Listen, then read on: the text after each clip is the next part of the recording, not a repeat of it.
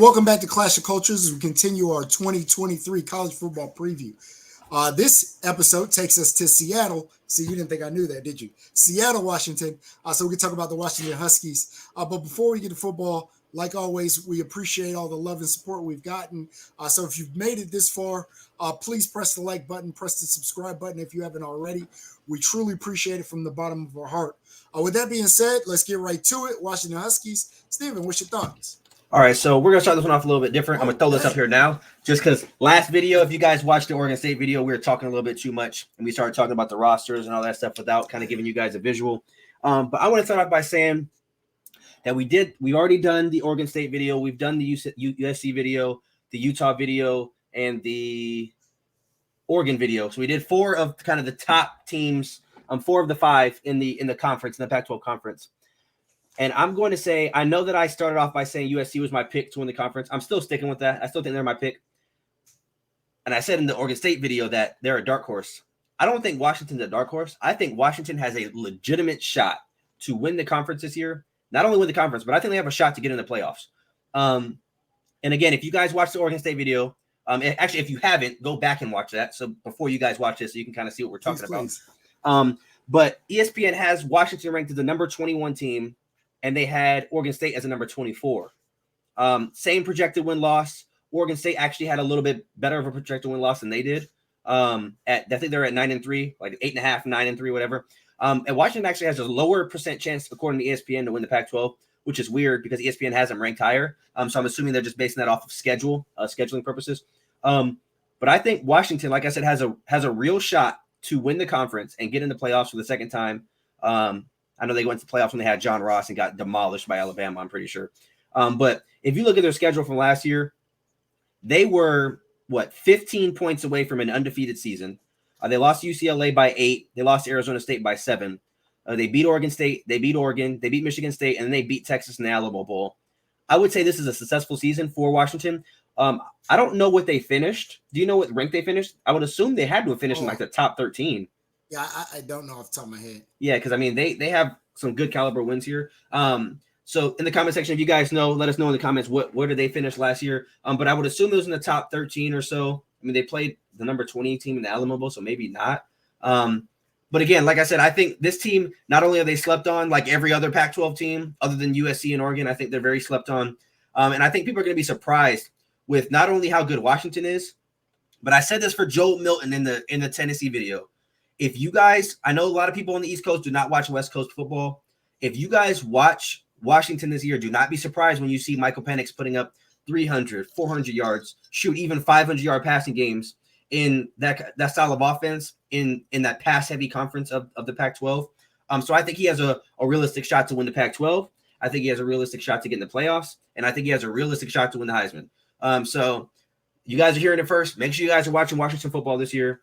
Every game is going to be good. But, Dad, how do you feel about Washington, and what is your prediction on them this year? I'm going to flip it a little bit. I think in every Pac-12 video, we've talked about offense.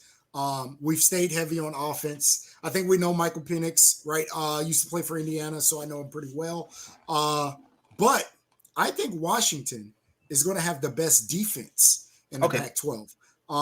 Trice coming back, and I do not want to butcher these young men's names, but Braylon Trice coming back is a monster. Zion Tupuola Fatui. Yeah. That's what I said. I don't want to mess up people's names. Alonzo, you know your name, Alonzo. When I say your name, you know who I'm talking about. Big Alonzo. I mean, they are bringing back some players on the defensive side of the football. They went and got Jabbar Muhammad out of the transfer portal from Oklahoma State, as you see there at corner. Now, again, they did lose some defense, but I think they were able to plug and play some guys who've gotten some quality play, some quality playing time. I think this is going to be the best defense in the Pac-12. I've said before in previous videos, as Stephen has kind of alluded to, that I believe Washington could win the Pac-12. I think the offense is nice. I think they're very good. I think Penix is legit. And I think this defense is good. I think they are just a little bit, a smidgen behind the Oregon, the Utah, and USC, a smidgen. And when I say that, I think all four of those teams really, and this may be Pac-12's problem this year, all four of those teams may beat up on each other. Yes. I think those are, if holistically, and again, they may not be ranked like this by the end of the season, but I think those are four of the top 10 teams in college football this upcoming season. And again, I may be, let's just say top 10, top 15. But this is great football, and Washington is a great football team. They could lose as many as 4 games just because they're playing other great football teams. But this is a team that I would not be shocked. I'm not going to say I think it's going to happen, but I would not be completely shocked if they won the national championship.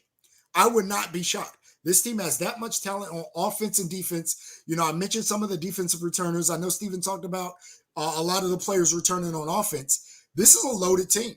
Like I said, my only concern, there are a bunch of conferences that I would probably have Washington winning those conferences. My only concern for them is they are playing, and I want to continue to beat this drum. And I am not a Pac-12 fan. You guys know I'm an Ohio State fan. Make sure you emphasize that, because I'm a Big Ten fan. I love Big Ten football. The Pac-12 is loaded this year, loaded, and Washington is one of those teams. Washington is a team that could win it all, and I would not be surprised. And so, wait, let me kind of reiterate that you are an Ohio State fan, and I am a Clemson fan. Neither of us have any ties to Pac-12, to Washington, to any of these teams, and I'm going to agree. I think if you look at the top, I would say 12 teams in college football. And I'm not even saying my opinion. I mean, when week 1 starts, I would sit here and bet that 12 out of the 12 teams, there's probably going to be at least 4, and there has to be 4. There's probably going to be 4, and that's probably going to be leading the country out of the top 12. The SEC may have 3 or 4 as well in Alabama, Georgia, LSU, and Tennessee. So, but I mean, we put the SEC on a pedestal, and so I think the Pac-12 is going to be the deepest conference in college football this year. I agree. And again, I have no bias towards them. That's just me being completely as honest as a college football fan. Again, as I said on the previous slide, I think Michael Penix has a chance to win the Heisman. When you look at their offense coming back, you bring back Cameron Davis, who had 500 yards and 13 touchdowns, and he was the number 2 guy. Yes, you lost Wayne Talapapa. I'm pretty sure I said that right. But you lost him. He was their leading back. But it's not like you're getting a bum. He had 500 yards and 13 touchdowns. He's not going to be splitting carries again.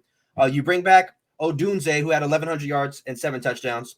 You brought back Jalen Polk, who had 700 yards and 6 touchdowns. So, I mean, even you bring back McMillan, who had 1,000 yards and 9 touchdowns. So you bring back your 3 best receivers.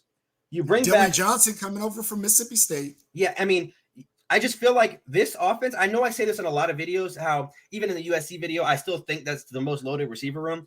But when you look at this offense, this is a great offense. This is probably a top 3 to 5 offense in college football, but they get slept on because they're in the Pac-12. Even when I alluded to this in the Oregon State video as far as recruiting, but Washington has recruited well as well. Their Pac-12 rank is 5 out of 12, almost a top 25 class, 8 4-stars, 13 3-stars. I think if Washington has a playoff type run or even a conference championship type run this year, they might be a household name in the next couple of years. And I know, like I said, they made the playoffs, but when I say household name, like you expect USC to make a playoff run every year, at least now that they have Lincoln Riley. We're expecting Oregon to be in the playoff conversation. I don't think Washington is a name where like, yeah, we're expecting them to make the playoffs. No, we expect them to be 8-4, 9-3 every year. They're not expected to go 11-1 every season. So I think, go ahead. Yeah, I think they've, obviously had a pretty good season last year. I think Washington has been one of them up and down teams, right? Mm-hmm. There have been years where Washington has been in the chase, especially in the Pac-12 for the Pac-12 championship. I think they're one of those teams that I don't think year to year, I'd be surprised if they were a 10-win team or a 5-win team. I think they've had seasons where they've kind of, and I don't want to say they've won 5 games, but I don't want to call them inconsistent because I have not looked back at the history, but there are years where they're clearly in the conscience of college football fans, and there are years where you don't really hear about Washington. So wait, just not to cut you off. So in 2016, they were 12-2. I believe that's the year they went to the playoff and they lost Alabama with John Ross. And then in 2017, they were 10-3. 2018 they were 10-4. Then they were 8-5. And then the COVID year they're 3-1, and then 4-8, and then 11-2. So when I say like household name, I mean consistently like 9-3 or better, 10-2 or better, or even I mean if you're 8-4 and still competing for your the conference title, which very well may be the case in this conference this year. That's what I mean about household name. So fans, don't get me wrong thinking that I'm saying Washington is a bad program. That's not what I mean. I'm more saying the recruiting class that they have last year is almost a top 25 class. And when you look at who they have now, all of these, obviously Austin Mack, the 4-star quarterback, he's not going to be the quarterback this year because you have a Heisman contender. So if you just kind of keep rolling in this talent, they're going to keep being good. Unlike, like I said in the Oregon State video, where it's kind of a win now situation. Well, and I have a hot take. I believe after looking at this team, now you mentioned USC as the number one wide receiver room in college football this season. Obviously, I think it's Ohio State. I think Ohio State has the number one receiving room. And I think that's pretty firm, again, for me, but I am an Ohio State fan. But I'm also going to tell you that after looking at this team, I do not have USC second. I think this Washington team has a better receiving room than USC. When you talk about returning two 1,000-yard receivers, you're returning Polk. Literally, your top three receivers are returning from last year. Two of them went over 1,000 yards. You're talking about over, really 200 catches last year returning. In terms of returning talent, they are probably neck and neck with Ohio State. I don't know the numbers off the top of my head, but they are probably returning as many receiving yards as any team in college football. Like I said, you got Ohio State with Mbuka and Harrison, but Rome and Jalen are probably right there with those Ohio State receivers. I think they have a better receiver room than USC. Yeah, I definitely think it's arguable now that I'm looking at it. But we'll just have to see how it produces into next season. Obviously, I took into account the two recruits coming in as well, which is obviously projecting. That's why I took that one into account as well. But I'll go ahead and give my prediction first for this team. I have the floor at 8-4. I think Utah, Oregon State, USC, and Oregon were the four games I said they could realistically lose to.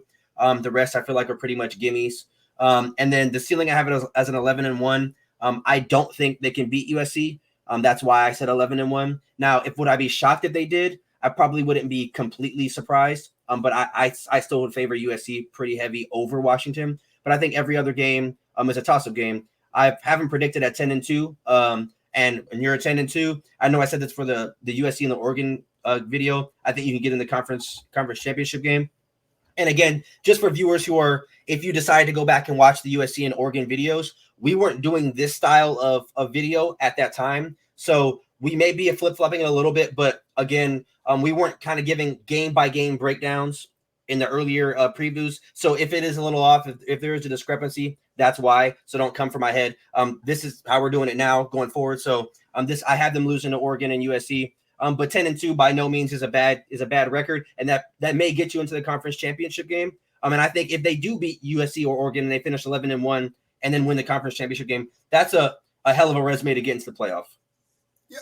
So I know out of all the great things I just said about Washington, you probably look at my final prediction and say, but please look at the ceiling, right? I will say over and over again, I have four teams that I think are great.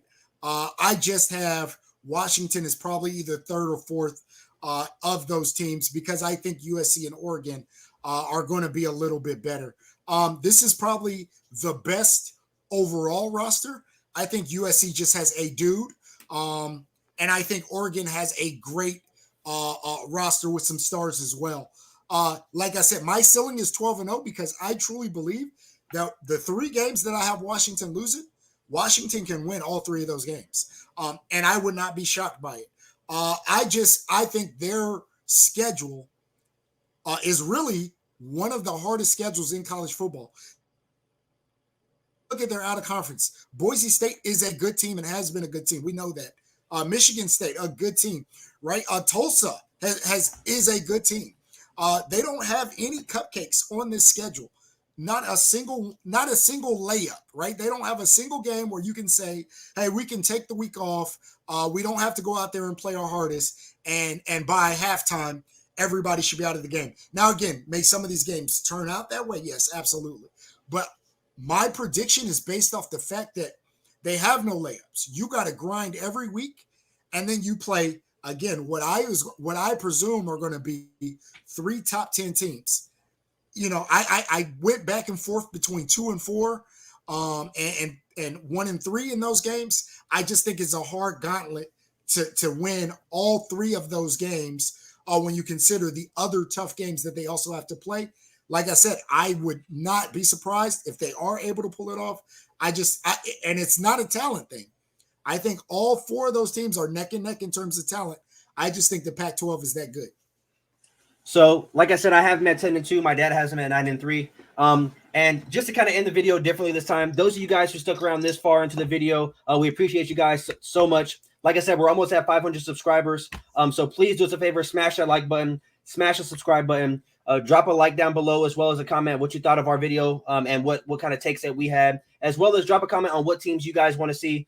Obviously, we still have about 2.5 months or so until the season kicks off. So we have a lot of time. We have a lot of things coming up for this channel. We appreciate you guys so much, but we'll see you guys next time.